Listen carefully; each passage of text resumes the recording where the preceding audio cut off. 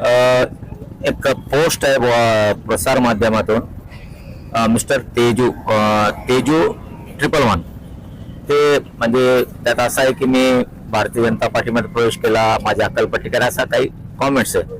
पण त्या कॉमेंट सोबत एकाने रहीम तंबोली 1920 म्हणून आहे, त्याने अक्षरशः मला माझ्या बायकोला शिवाळ केलेली त्याने, आणि एवढं घाणेरडं तीन शिवाळ केली मी ते बोलू शकत नाही. आणि नाईलाजाने आम्ही आता आज सन्माननीय SP कडे गेलो आणि त्याची तक्रार केली सायबरमध्ये.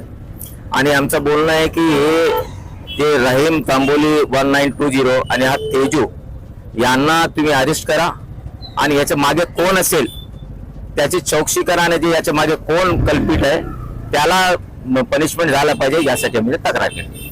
मला काय वाटतं हे बघा, याचे मागे जे आहे जे स्वतःच्या घरात डाके टाकतात, स्वतःच्या घराच्या डाकेमध्ये कळलं ना तुम्हाला मी काय म्हणतो, स्वतःच्या घरात डाके टाकतात, ज्यांच्या रक्तात 50 लोकांचा रक्त आहे, त्यांच्या रक्तात की 50 लोकांचा रक्त आहे, अशा लोकांनी टाकलेलं आहे.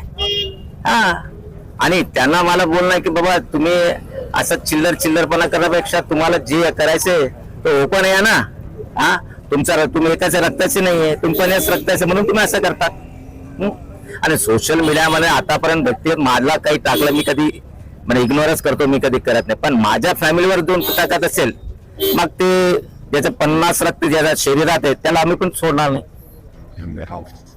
आणि मी SP साहेबांना सांगितलं की या लोकांना तुम्ही जर पकडले नाही, यांना जर सोडले तर उद्या लॉ अँड ऑर्डरचा प्रश्न उद्भवला तर जिम्मेदारी तुमची राहील. तुम्ही व्यक्तिगत म्हणजे आतापर्यंत जालन्याच्या इतिहासात मी बघतोय की प्रत्येक कोणताही पुढारी असेल बद्दल कोणी या लेवलवर बोलत नाही, पण हे 50 रक्ताचा माणूस तो असा कोणाला उचकून करतोय ते मला माहिती आहे कोण आहे. त्या घरातही डाका टाकतात ते लोक, मला सर्व माहिती आहे, पण याला पनिशमेंट झाला पाहिजे. SP साहेबांनी तुम्हाला काय आश्वासन हो, मी बोललो त्यांना, ते रायटिंग मध्ये मागतात, आमचे कार्यकर्ता रायटिंग मध्ये तक्रार करू लागले. आणि हे फक्त मी भारतीय जनता पार्टीमध्ये प्रवेश केला म्हणून काही लोकांचं एवढं पोट दुखतो आणि काय करायचं म्हणून हे धंदे करू सुरू केले. यापूर्वी काही सोशल मीडियावरती बदनामीचं निघालेलं होतं. मी कधी माझ्या विरोधात काही कोणी काही म्हणतो लंगडे फांगडे मी केअर करत नाही. मला म्हणजे बालबुद्धीला मी डोकंच लावत नाही. पण हे लोक जेव्हा म्हणा हा त्याच्या रक्तात 50 लोकांचा रक्त आहे, जे स्वतः घराचे डाके टाकतात, त्यांचा हाईट झाली हो, म्हणजे माझ्या फॅमिली बद्दल जर टाकत असेल मी गप्प बसणार.